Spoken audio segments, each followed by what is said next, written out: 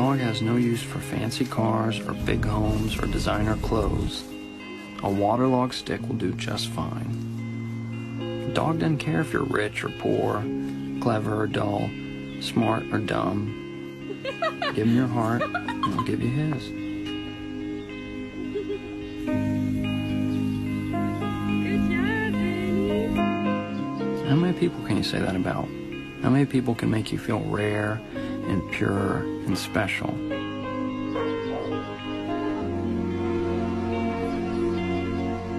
How many people can make you feel extraordinary?